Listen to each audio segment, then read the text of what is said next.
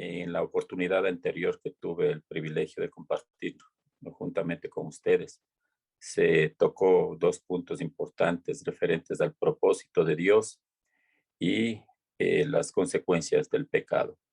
En cuanto al propósito de Dios, pues habíamos tocado algo muy importante, ver el corazón de Dios, cuál era su propósito al crear al hombre. Y precisamente no era salvar al hombre, sino primeramente, en primer lugar, estaba un propósito de hacer del hombre su mismo hijo. Hijo para él, pues se estaba creando un reino. Y este reino sería, como le dice en Éxodo, un reino de sacerdotes.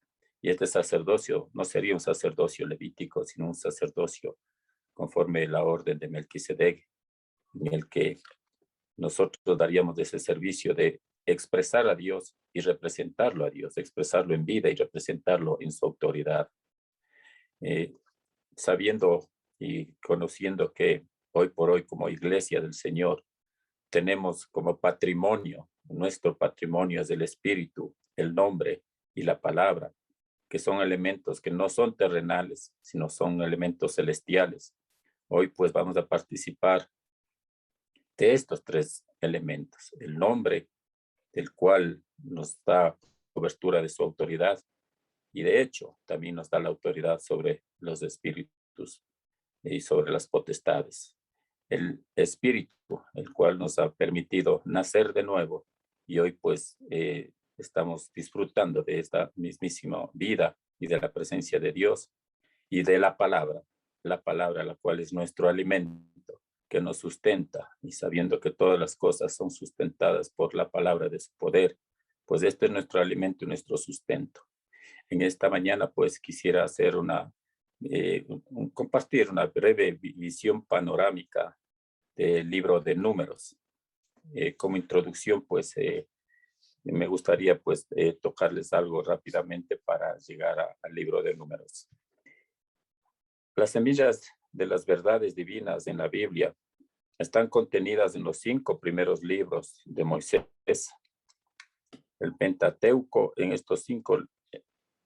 5 primeros libros de Moisés, que es el Pentateuco. En estos 5 libros podemos ver todos los puntos principales de la revelación divina. La revelación divina en las escrituras es progresiva, desarrollándose y desenvolviéndose, libro tras libro y capítulo tras capítulo. La Biblia fue escrita durante un periodo de 1600 años. Durante ese largo tiempo, Dios habló a su pueblo progresivamente.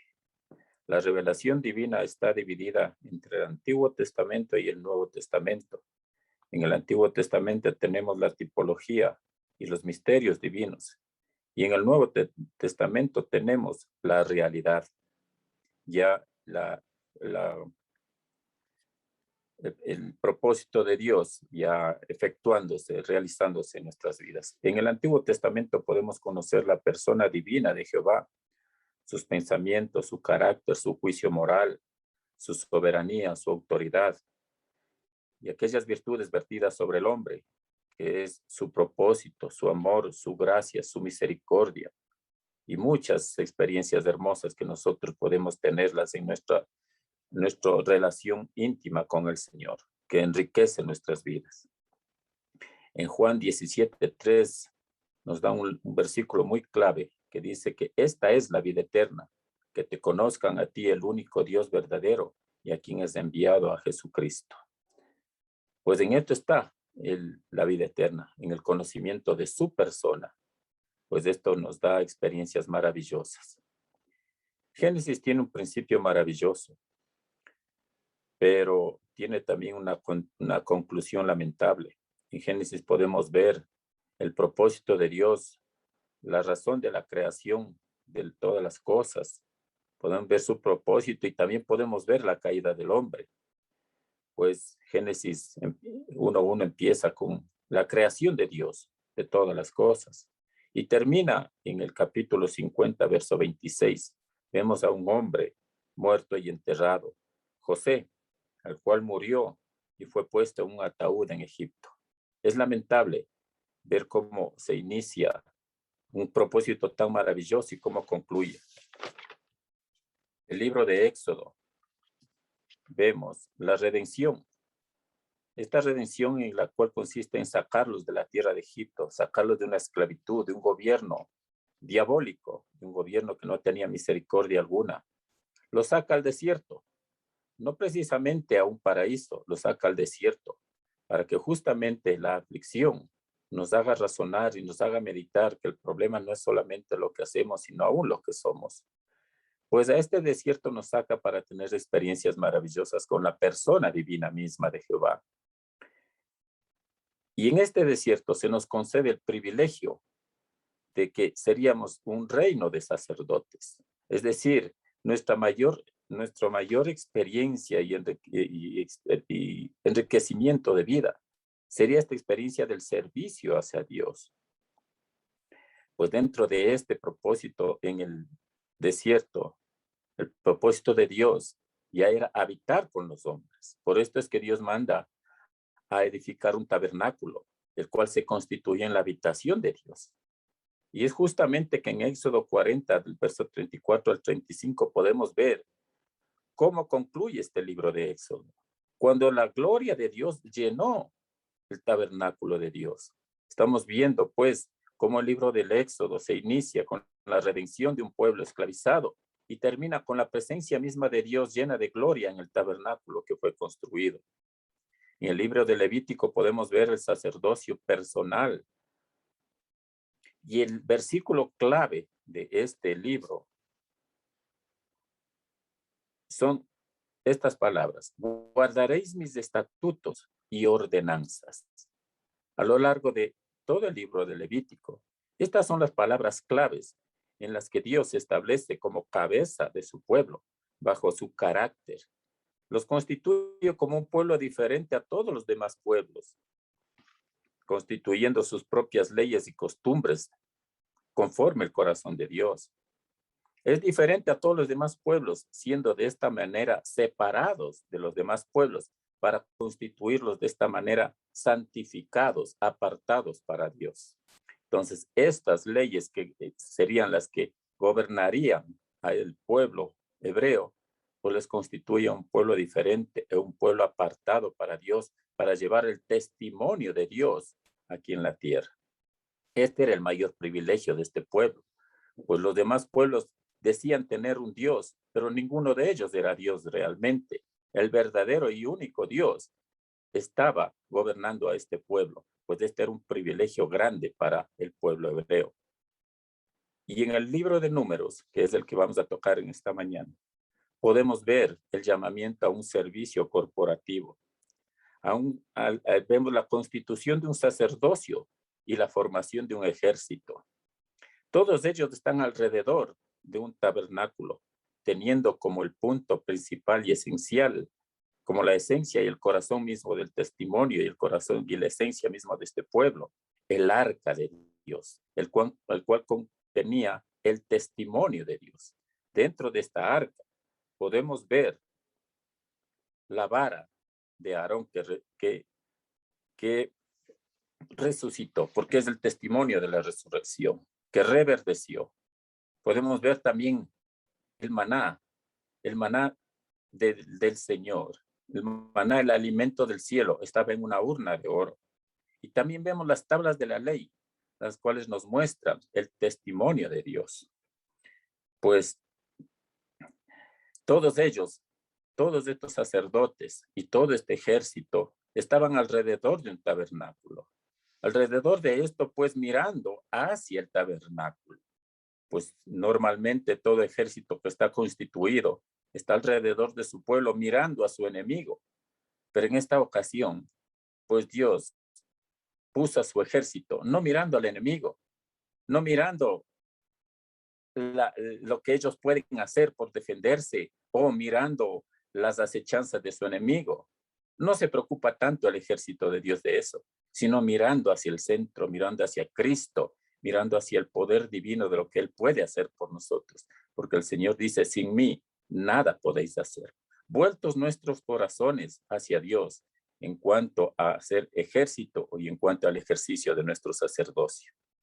Pues podemos ver también que alrededor de este tabernáculo, que son 4 lados los que estaban rodeando al tabernáculo.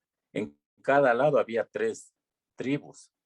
Y esto no es ni más ni menos que un reflejo de lo que es también la Nueva Jerusalén, la cual también está constituido por muros que rodean a la gran ciudad y constituido de 4 lados, los cuales contienen también 3 puertas en cada lado.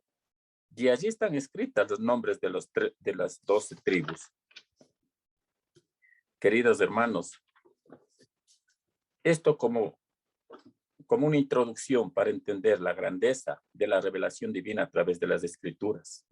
Y es por esto que ahora entrando en una visión panorámica muy sencilla que lo voy a hacer en esta mañana del libro de Números, me gustaría con cada uno de los hermanos, si es que los hermanos gustan, tomen su Biblia y vamos a ir subrayando versículos claves o palabras claves en cada uno de los capítulos y vamos a ver cómo el Señor nos habla conforme su corazón, conforme su propósito. De hecho, pues podemos ver en Números capítulo 1.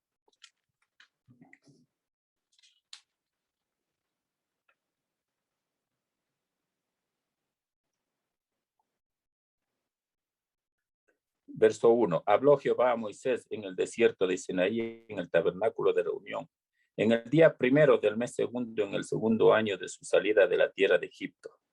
Dice, tomad el censo de toda la congregación de los hijos de Israel.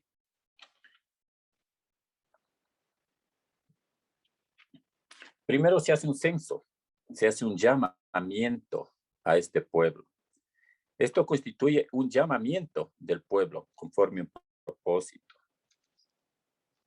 En el versículo 52 podemos ver, los hijos de Israel acamparán cada uno en su campamento y cada uno junto a su bandera por sus ejércitos, pero los levitas acamparán alrededor del tabernáculo del testimonio, para que no haya ira sobre la congregación de los hijos de Israel. Y los levitas tendrán la guarda del tabernáculo del testimonio. Estos son versículos claves que nos hablan del llamamiento del Señor. En el capítulo 2 podemos ver en el verso 2, los hijos de Israel acamparán cada uno junto a su bandera, bajo las enseñas de las casas de sus padres, alrededor del tabernáculo de reunión acamparán. Y ahí comienza un detalle de cada una de las tribus, en qué posición son ubicados bajo su propia bandera. Cada uno de ellos tiene una posición, cada uno de ellos son contados uno por uno. De hecho, pues el Señor nos conoce a cada uno de nosotros, pues ninguno le es desconocido, pero a cada uno de nosotros nos dio una posición en el cuerpo. Toda esta ubicación que están conformando el pueblo y los sacerdotes junto al tabernáculo, están conformando un solo cuerpo. Y en este cuerpo cada uno tiene una posición definida que Dios nos ha dado a cada uno de nosotros. Pues a uno pues en el cuerpo se nos fue constituido como oído, como boca, como ojos. Y cada uno pues tiene que ejercer su propia función en la posición que Dios le ha puesto. No podemos tratar de usurpar posiciones o de hacer cosas que no estamos capacitados y no tenemos llamamiento para aquello. Cada uno tenemos un llamamiento y una función que cumplir. Esto lo podemos ver en el capítulo 3, los cuales también tiene palabras claves. En el capítulo 3 podemos ver una palabra muy, muy interesante, que es la palabra a cargo. En el versículo 25, versículo 31, versículo 36, podemos ver cómo el Señor pone encargos en cada uno de los hijos del sacerdocio. Por ejemplo, dice, a cargo, en el verso 25, a cargo de los hijos de Gersón en el tabernáculo de reunión estará el tabernáculo, la tienda, la cubierta y la cortina de la puerta del tabernáculo de reunión.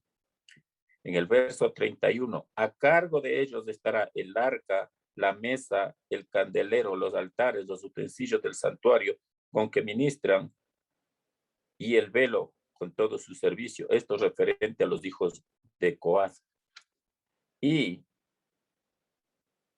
En el verso 36, a cargo de los hijos de Merari estará la custodia de las tablas del tabernáculo, sus barras, sus columnas, sus basas y todos sus enseres con todo su servicio. Esta palabra a cargo no es ni más ni menos que la disposición de responsabilidades sobre cada uno de nosotros. Que tomar un encargo es la delegación de una responsabilidad que el Señor nos da a cada uno de nosotros. Es así como en Primera de Corintios podemos ver que el Señor ha dispuesto a través de su Espíritu que que recibamos los dones conforme a lo que Él designe a cada uno de nosotros. El Padre hace las operaciones, el Hijo da los ministerios y los dones, y el Espíritu da los dones conforme como Él desea.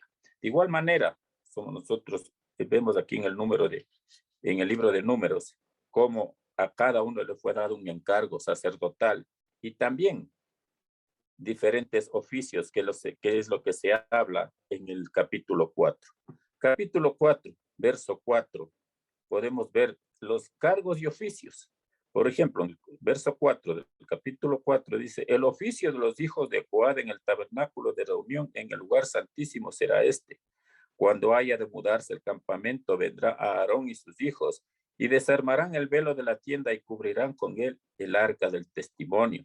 Y pondrán sobre ella la cubierta de pieles de tejones y extenderán encima un paño de todo de azul y lo pondrán sus varas.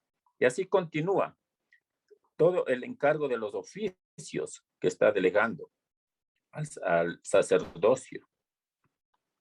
En el verso 16 dice, pero a cargo de Eleazar, hijo del sacerdote Aarón, estará el aceite del alumbrado, el aceite aromático, la ofrenda continua y el aceite de la unción, el cargo de todo el tabernáculo y de todo lo que en él está en él, del santuario y de sus utensilios.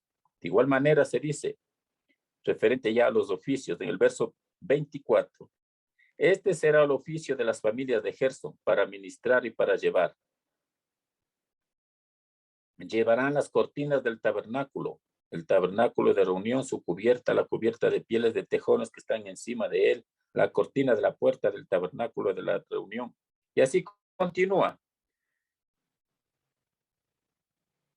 En el verso 31, este será el deber de su cargo referente a los hijos de Merari.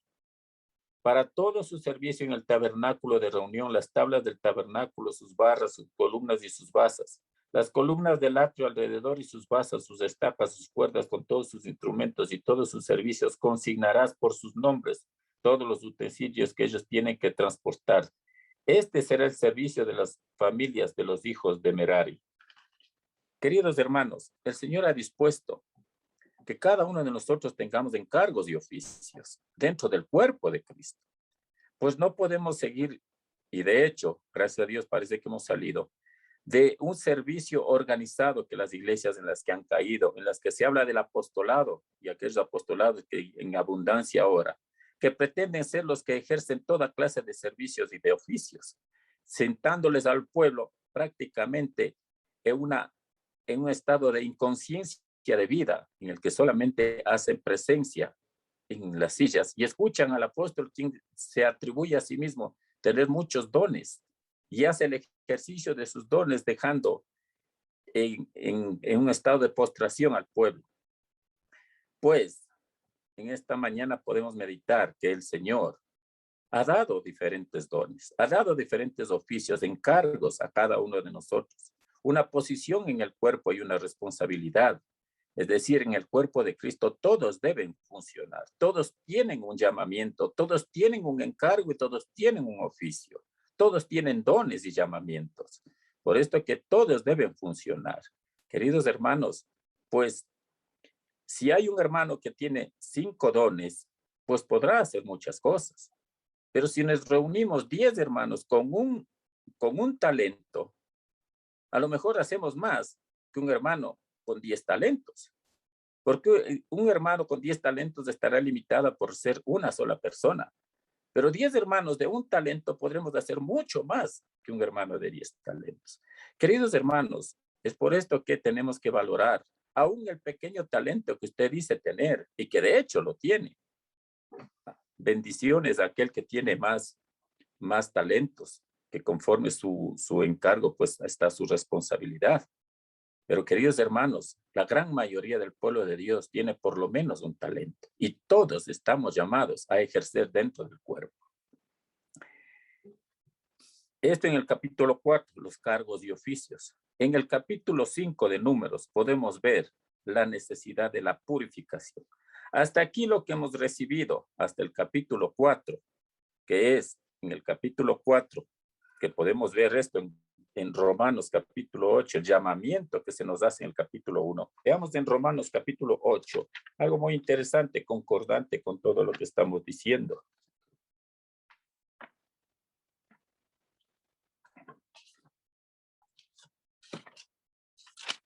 Capítulo 8, verso 28.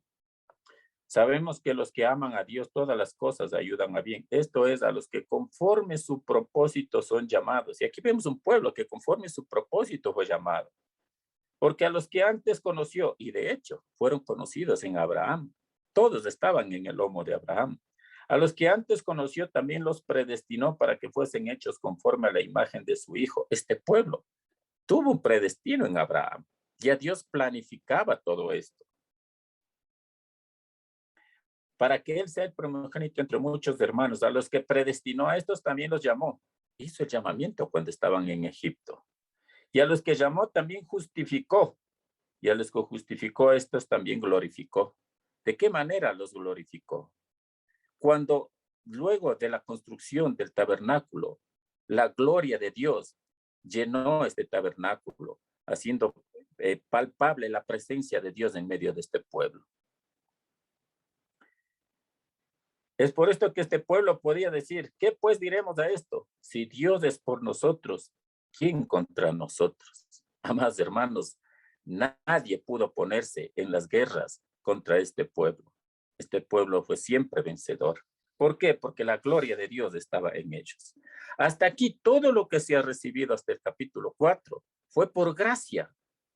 Por simple gracia fue algo que simplemente necesitaban aceptar a su Dios. Y él se encargó de darles todo esto, un llamamiento, un predestino, una posición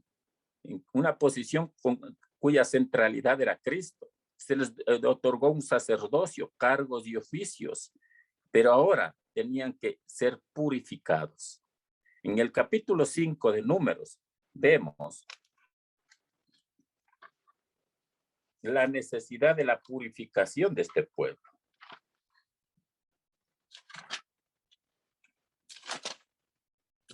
Y aquí se nos habla, en el verso 2, manda a los hijos de Israel que echen del campamento todo leproso y a todos los que padecen flujo de semen y a todo contaminado con muerte. Así a hombres como a mujeres echaréis fuera del campamento. Los echaréis para que no contaminen el campamento de aquellos dentro de los cuales yo habito. Hasta aquí, este pueblo, había gente que estaba contaminado de muchas maneras. Estaba realmente en una condición pobre, en una condición miserable como es la condición de la naturaleza humana, la naturaleza carnal. Pero estos tenían que ser purificados por una causa, que lo dice al final del verso 3, donde dice, no contaminen el campamento de aquellos entre los cuales yo habito. Ahora el Señor que habita en medio de este pueblo tiene que ser purificado. ¿Por qué? Por causa de la santidad de Jehová.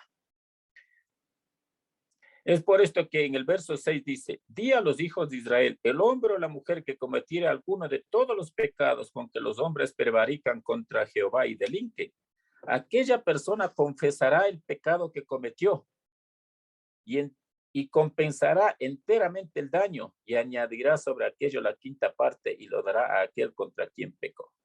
Hemos pecado contra los hombres y también contra Dios. Y es necesario la confesión de nuestros pecados. Para esto era necesario la confrontación con la ley, que es la primera experiencia que tienen los hebreos en el desierto. Pues allí se les es dado la administración de la palabra, de la ley de Dios. Entonces conoce su condición pecaminosa. Es por esto que el hombre tiene que ver su realidad frente a la palabra de Dios, que es la que nos desnuda y nos confronta. La palabra de Dios no solamente trae la gracia de otorgarnos muchos beneficios, sino también nos confronta y nos desnuda y nos hace ver nuestra pobre y miserable condición, la cual nos desnuda y nos hace ver que el problema no es solo lo que hacemos, sino lo que somos. Y es por esto que llegamos a la conclusión que no solo necesitamos el perdón de nuestros pecados, para lo cual la sangre de Cristo es fiel y eterna, su redención está siempre presente y fiel para perdonar nuestros pecados, pero necesitamos ver también la necesidad de ese nuevo nacimiento, de que tenemos que ser liberados de la naturaleza de pecado, ser liberados de ese gobierno que está en nuestra carne. Es por esto que nosotros somos confrontados con la palabra de Dios. Es por esto que luego de ahí se habla pues de una mujer infiel, de una mujer en adulterio. Y esta es puesta a prueba. ¿Por qué razón? Porque en el verso 27 dice, le dará pues a beber las aguas, y si fuera inmunde y si hubiera sido infiel a su marido, las aguas que obran maldición entrarán en ella para amargar su vientre, se hinchará y caerá su muslo, y la mujer será maldición en medio del pueblo. Es decir, esta mujer representa a nuestra naturaleza humana, que de hecho ya fue infiel con el Señor. Nosotros siempre fuimos hijos de Dios, porque lo fuimos desde antes de la fundación del mundo. Pero nuestro adulterio con el mundo necesita que nosotros bebamos de unas aguas que nos van a revelar nuestra condición. Va a hacer que se hinche el vientre y que caiga el muslo. Esto tiene representación la cual no voy a tocar. Pero de hecho, esa condición hace que seamos una maldición en medio del pueblo. Por eso necesitamos ser liberados de esa condición. Y en el verso 28 hay una condición ya positiva, más si la mujer no fuera inmunda, sino que estuviera limpia. Esto se habla luego de la purificación de nuestros pecados en cuanto a la obra que hace la sangre y la obra del Espíritu en cuanto a la transformación de nuestro ser interior. Dice, sino que estuviera limpia, ella será libre y será fecunda. Queridos hermanos, nosotros podemos ser fecundos, engendrar los hijos de Dios, que es el tema que se tocó en la ocasión anterior, el privilegio que Dios nos dio de la reproducción de la vida divina. Este encargo es maravilloso, queridos hermanos, de entender el llamamiento principal y fundamental, que es la procreación de los hijos de Dios, ser fecundos para Dios, dar fruto para el Señor.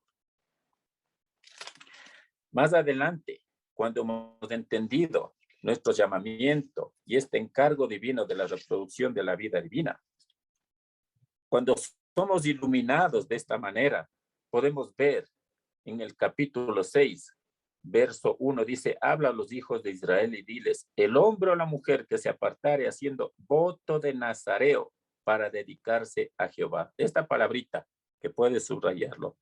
Haciendo voto de nazareo para dedicarse a Jehová no nos habla sino ni más ni menos que de la consagración. Esta consagración, que es la continuación, primero, de los 4 primeros capítulos recibidos por gracia, el capítulo 5, la purificación, capítulo 6, la consagración, podemos ver en el verso 7, dice, ni aun por su padre, ni por su madre, ni por su hermano, ni por su hermana podrá contaminarse cuando muera. Escuche, porque la consagración de su Dios tiene sobre su cabeza. Verso 12, y consagrará para Jehová los días de su nazareato, y traerá un cordero de 1 año en expiación por la culpa. Y los días primeros serán anulados por cuanto, bueno, eso no. Pero de hecho, aquí vemos la consagración que nosotros hemos recibido cuando fuimos comprados por sangre. Consagración no quiere decir el voto voluntario de cada uno de nosotros solamente, sino quiere decir el conocimiento pleno de que fuimos comprados, tener la conciencia plena que fuimos comprados por alto precio.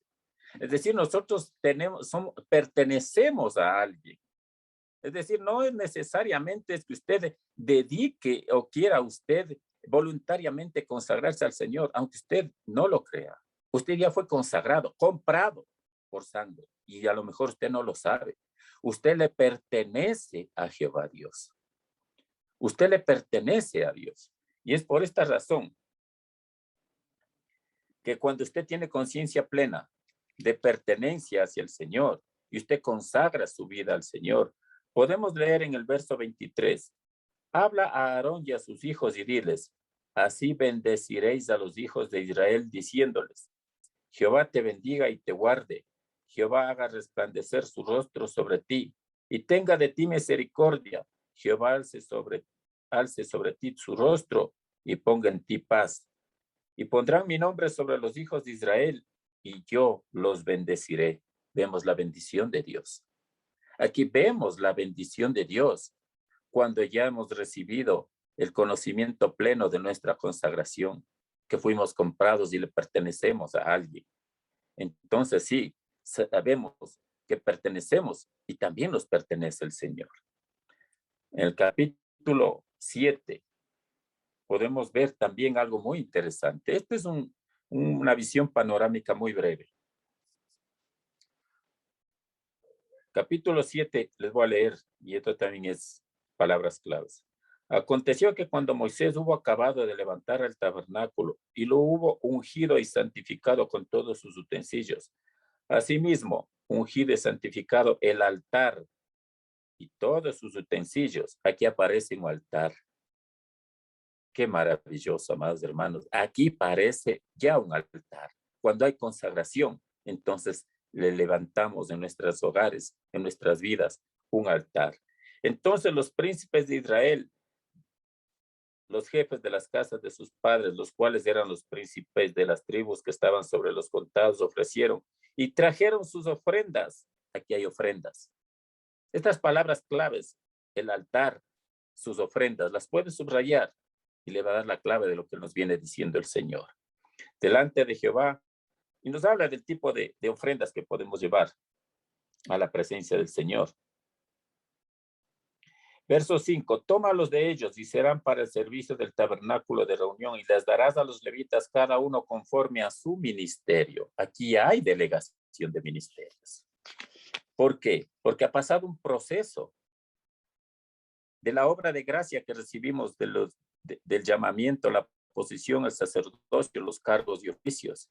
Hemos pasado por la purificación y hemos pasado también la consagración, entendiendo que en quién le pertenecemos y consagramos ya voluntariamente nuestras vidas.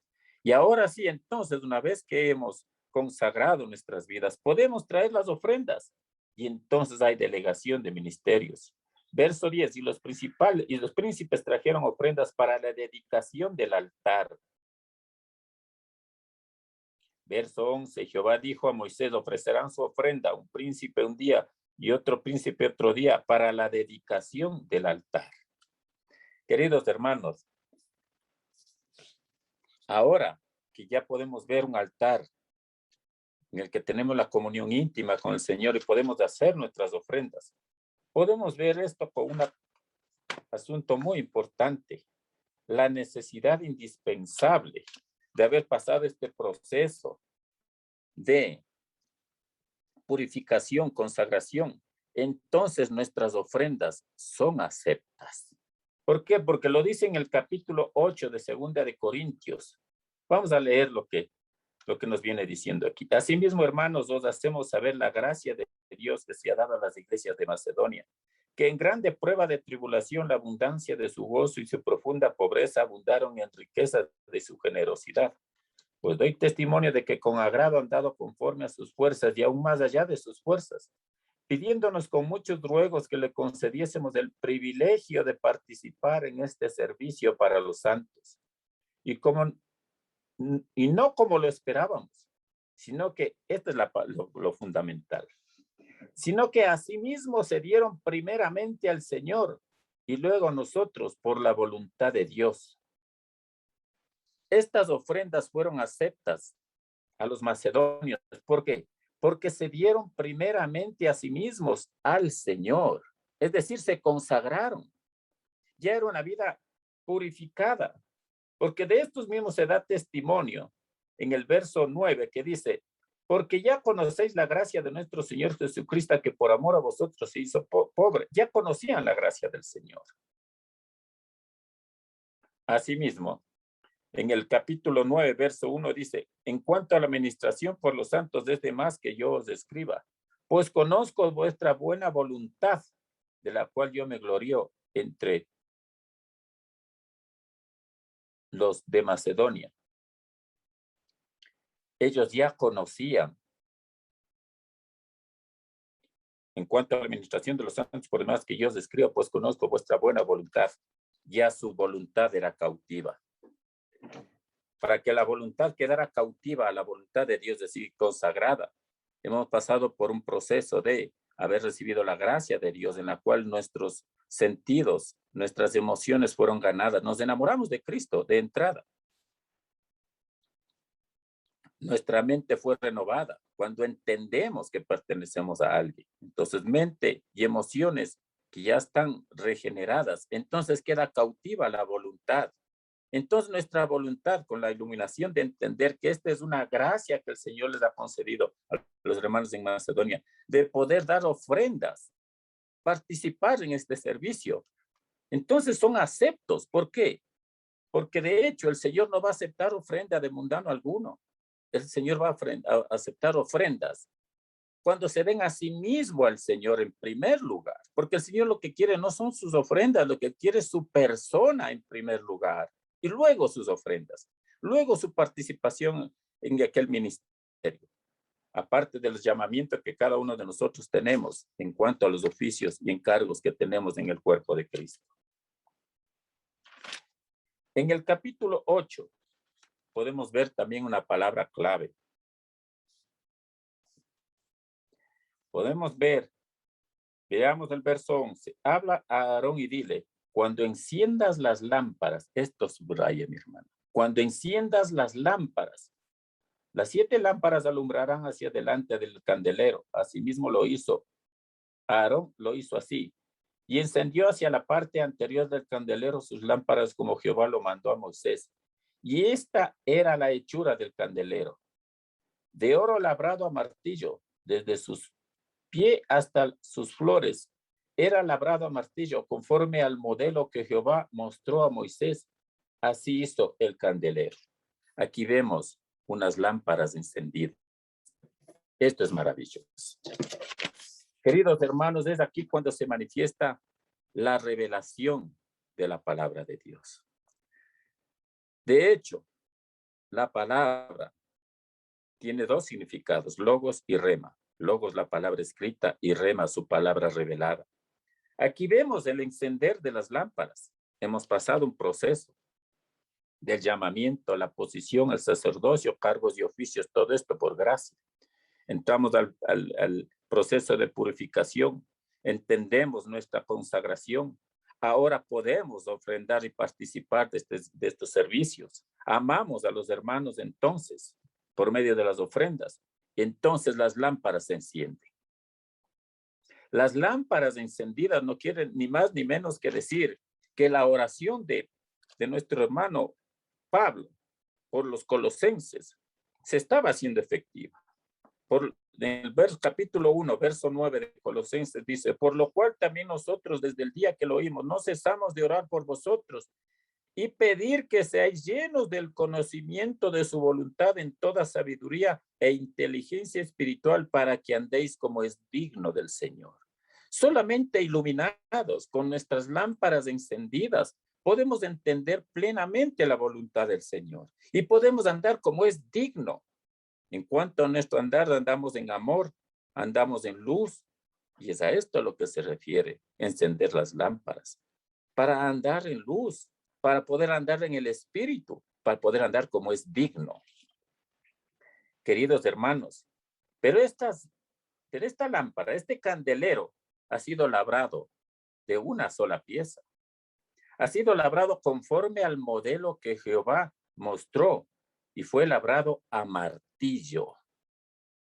Amados hermanos, nosotros somos ese candelero. Nosotros debemos tener esas lámparas encendidas para hacer ese candelero de una sola barra de oro a martillo.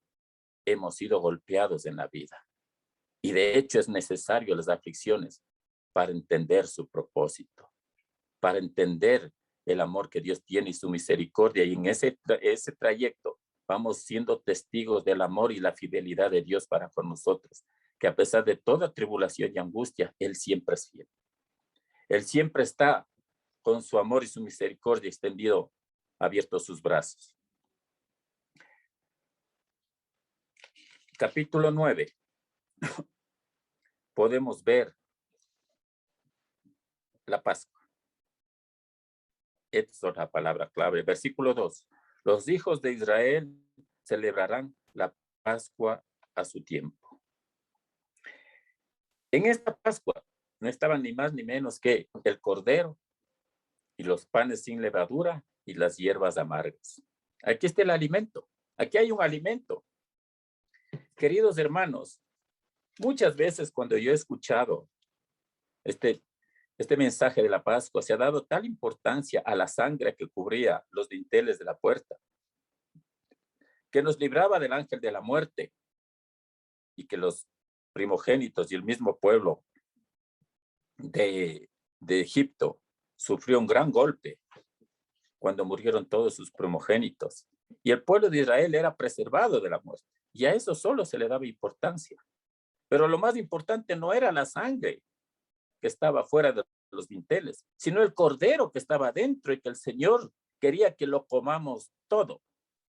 Lo principal de este llamamiento, lo principal de este hecho de la Pascua, no era librarnos de la muerte, era que comamos del cordero hasta su último pedazo de carne.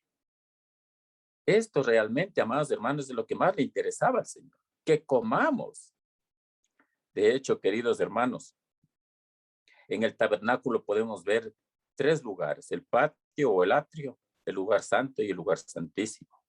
En el atrio vemos el cordero en condición de redención, pero en el lugar santo podemos ver 3 elementos muy importantes. La mesa en donde está el pan para el alimento. Está el candelero para ser iluminados, la revelación. Y está el incienso, la oración de los santos. Pero esta oración tiene valor solamente cuando estamos cubiertos con su sangre, cuando hemos comido del pan de la mesa. Entonces hablamos con conocimiento de causa, conociendo la voluntad de Dios, porque el pan, que es la palabra de Dios, nos dará una oración apropiada y adecuada conforme la voluntad de Dios. Y al lugar santísimo entran solamente 2 cosas: la sangre y el incienso. Y esto es maravilloso, amados hermanos, pero este es otro tema. En el capítulo 9 estamos viendo la Pascua, donde de igual manera esto lo vemos como la realidad. Es una sombra de una realidad que vemos en 1 Corintios capítulo 11, la mesa y la cena. La mesa representa la familia de Dios. En la mesa no se sientan los ajenos, en la mesa se sienta el padre y sus hijos. Aquí se comparte la intimidad de una familia. Aquí hay un llamamiento de sus hijos a comer de Cristo. De hecho, Él sigue siendo nuestro alimento. Queridos hermanos, es un privilegio grande que tenemos que darle el valor adecuado. El hecho de sentarnos a la mesa es un privilegio solo de sus hijos. Y el hecho de poder comer de Cristo, bienaventurado todo aquel que tiene hambre y sed de justicia, dice. Pero este hambre y sed no es algo común en el mundo. Esto solo lo tiene quien nació de nuevo, el hambre y la sed de Cristo. Y el deleite que es también comer de Cristo, entender su palabra, recibir su revelación. Esto activa nuestras emociones, nos da gozo y placer entender aquello. Y cuando lo vamos a poner por obra, por supuesto que son hierbas amargas. Porque si el mundo le aborrecía a Cristo, a nosotros también nos aborrece. De hecho, el Espíritu de Cristo manifestado en nosotros no hará ni más ni menos que se manifieste también el espíritu del anticristo aún en nuestros propios familiares, oponiéndose a nuestra forma de vida. Queridos hermanos, qué privilegio tan grande poder estar en estos caminos de la vida y ver progresivamente cómo el Señor nos va enseñando el trabajo que va haciendo en cada uno de nosotros. Recopilo nuevamente para entrar a la última porción. Primero, capítulo 1, 2, 3 y 4, podemos ver el llamamiento, la posición, el sacerdocio, los cargos y oficios, todo esto por gracia. El proceso fundamental de la purificación. Y más adelante vemos la capítulo 6, consagración, capítulo 7, las ofrendas, capítulo 8, las lámparas encendidas y el candelero labrado a martillo. Capítulo 9, la mesa y la cena, la familia reunida en la presencia del Padre. Aquí ya no es Jehová, solamente Dios. Aquí ya es el Padre. Ya no somos solamente su pueblo. Ya no somos solo criaturas, porque Jehová es Dios para las criaturas, pero es Padre para sus hijos. Y en la mesa se siente el Padre y sus hijos. No se sienta Dios y los creyentes, se siente el Padre y sus hijos. Y en el capítulo 10 podemos ver una palabra también importante. Verso 2, hazte 2 trompetas de plata, de obra de martillo las harás, las cuales te servirán para convocar la congregación y para hacer mover los campamentos.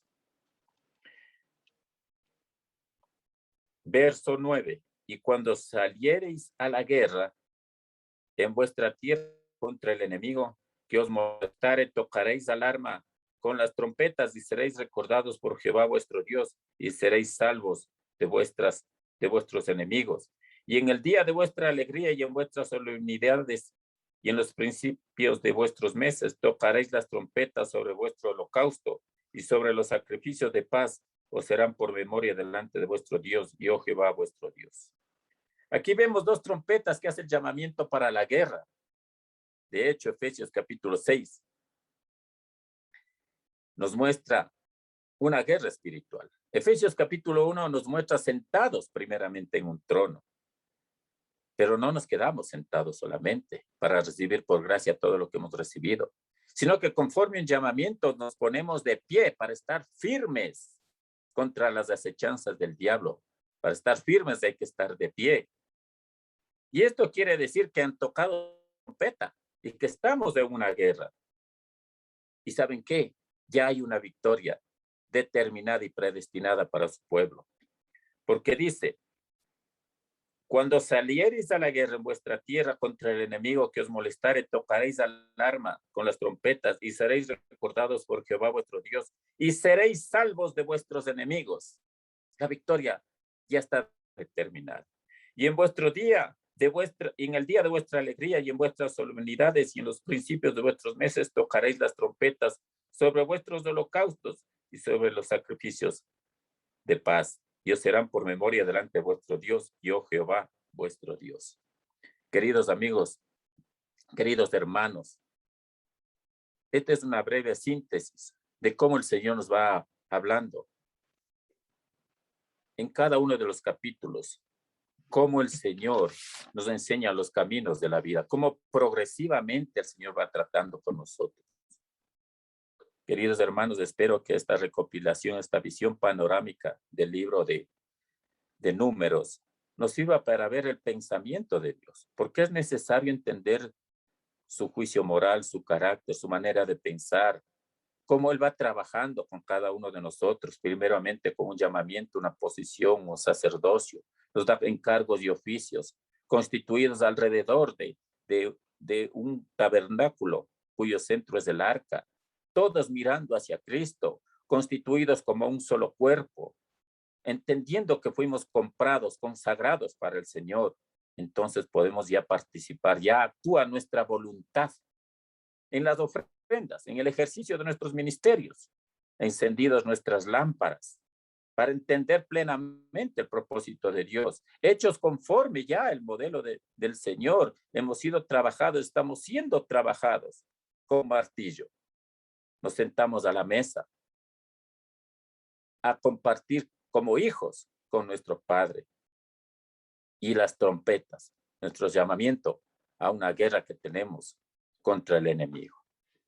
Esto es lo que les puedo participar en esta mañana, queridos hermanos. Espero que sea para edificación y crecimiento para todos mis hermanos. Amén, amados hermanos.